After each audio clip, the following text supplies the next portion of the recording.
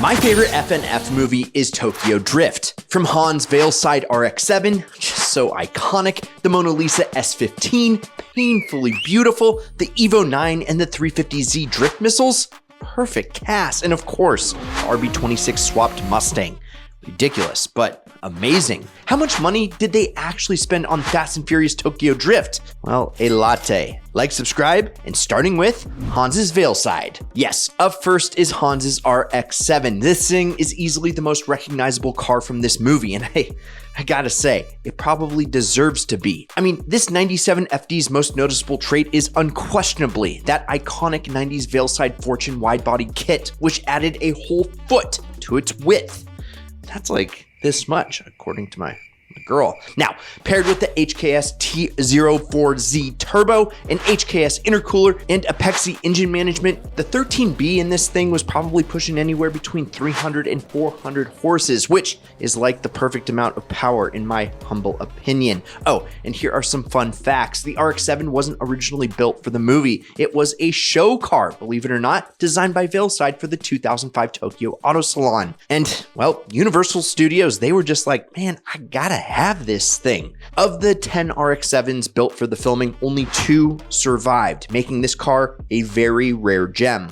Also, Universal spent $150,000 on body kits alone for the RX-7s used in the movie. However, the stunt RX-7 struggled to perform basic donuts due to the massive 19-inch wheels. So, what about the price? Well, a stock 97 RX-7 will set you back around $30,000 to $40,000 these days. And if you're trying to build a replica of Hans's RX-7, well, you better start saving. Between the body kit, engine upgrades, and labor, you're looking at upwards of $80,000. Yeah. A latte. Up next is Takashi's Fair Lady Z, or the 350Z as we know it in North America. Much like Hans's RX-7, this car had both the looks and the power to back it up. Under the hood, you're looking at a 3.5 liter V6 that was cranking out 460 horses thanks to a range of mods including nitrous.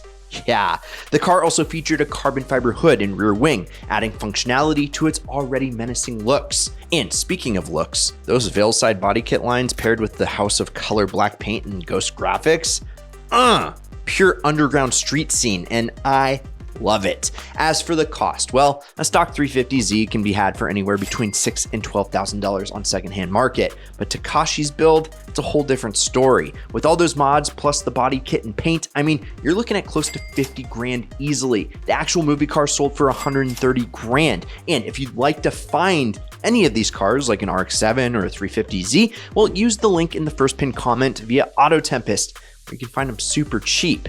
Next up is Sean's S15 Silvia Spec R. And guys, I gotta be honest, he didn't exactly treat it with care, did he?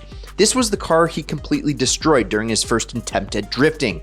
Probably shouldn't have been hooning it in a parking garage, man, but I digress. We've all been there. Now, the S15 comes with an SR20 DET engine, a turbocharged 4-cylinder that's an absolute staple for JDM guys everywhere. On the secondhand market, a stock S15 Silvia this year would go for around 25 grand, easy, but others have sold for numbers closer to 45,000 even. Numbers have changed over the years, and for a long time, it wasn't legal in the US, but now, some S15s are 25 years old, baby. That means you can import it and, well, you can hoon it if you choose. Anyway, his car wasn't heavily modified in the movie, which made sense because Sean was a total rookie at this point. It was kind of like the training wheels of drift cars, except, you know, it got annihilated.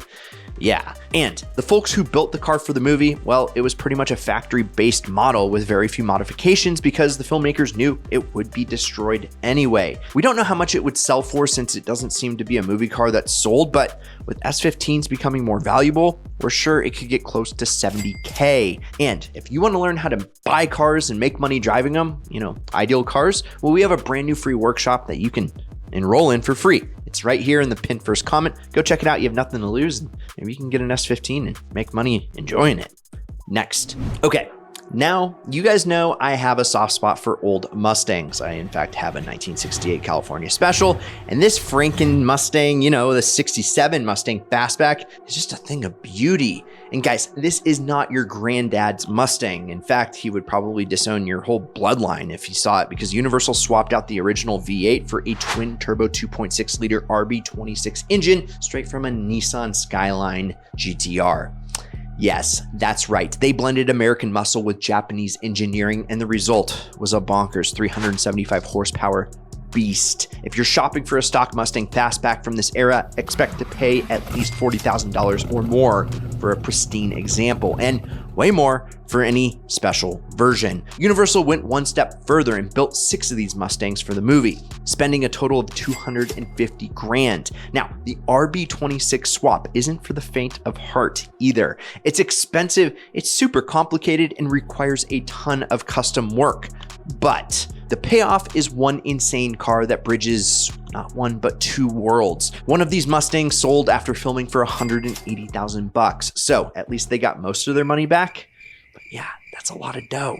Would you buy it? Up next is the car that kicked off everything, Sean's Monte Carlo. It takes on Clay's Dodge Viper in the opening race and comes out on top, baby, only to get absolutely wrecked in the process. Universal didn't just use one car for this scene, they used 9. Yes, like a cat's lives, 9 Monte Carlos. Why, you ask? Because the scene involved flips, crashes, and absolute destruction. If you've ever seen it, well, you know it was totally worth it. Under the hood, the Monte Carlo featured a massive 632-inch big block V8 that I would guess to have made at least 547 horses. The car also had a T10 4-speed transmission, making it a beast both on and off screen. Now, a stock Monte Carlo from this era goes between $15,000 and $25,000, but Universal spent $150,000 on their fleet for the movie and probably much more in cosmetics and build costs. Okay, let's switch gears to an R33 GTR, and it might not have had a starring role, but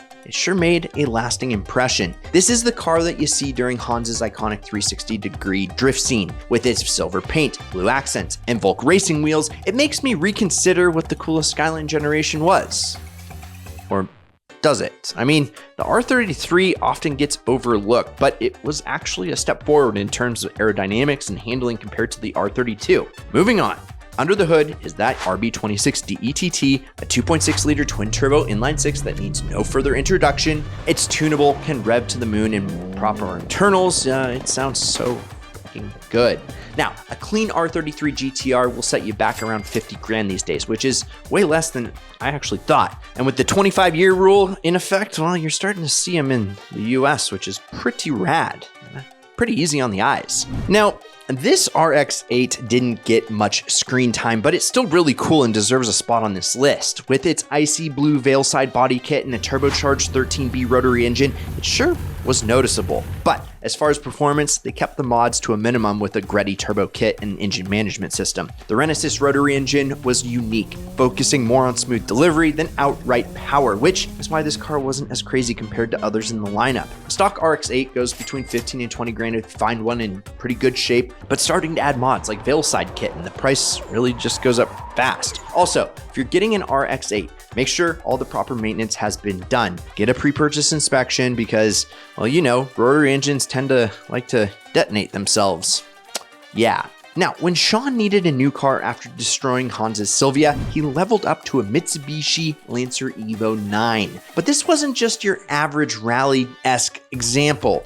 Rise Millen and his team converted it to rear-wheel drive, added an APR body kit, and threw on some 19-inch Toyo tires so it could slide around corners without pulling itself straight every time. As for pricing, stock Evo 9s cost anywhere from $20,000 more, and they can go way up from that. If you wanted to replicate the movie car though, it actually wouldn't cost all that much. It would just take a while to deconstruct that front end and all-wheel drive system. So if you want to drift an Evo, this might be the cheapest way to do it. The Golf R32 made a quick cameo in a deleted scene, but it's still worth mentioning because this isn't your typical Golf, is it? The movie version had Lambo doors and rear-wheel drive conversion with flashy and over-the-top looks that make it fit right into this film. And as far as we can tell, it probably still has a stock VR6 in it with a loud exhaust. Either way, those engines are amazing. Now, a stock R32 goes for around $15K on average, but if you wanted to recreate this movie version, it's going to cost more, of course, and maybe your dignity, depending on how you feel about Lambo doors on a non-Lambo. Sometimes you got to earn the doors. In this case, you just bought them. So I would just keep it stock, but you know, you can dream. Oh, baby.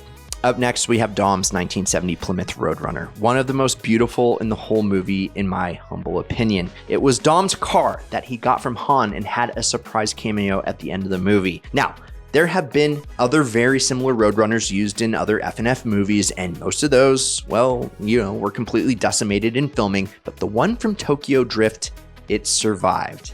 Makes my heart happy, making it even more special. A stock Roadrunner costs a little more than 40 grand on average, but the Tokyo Drift movie car, it sold for $187,000 at Barrett-Jackson auction and still lives on today. So that wraps up the cost breakdown of every car from Tokyo Drift. It's always bittersweet when they make a car movie because enthusiasts all around know that they destroy multiple pristine examples every single time. But hey, that's showbiz, I guess. Otherwise, I hope you enjoyed this video, and make sure to like, subscribe, and turn on that notification bell if you're new here, and add up all those prices and let me know in the comments how much all those cars cost. The person that gets the closest, since I know, I will pin your comment at the top. Also, if you enjoyed this vid, check out these vids over here. And I'm Brad, this is Ideal. We'll see you next week, and promise me one thing, keep living the ideal lifestyle.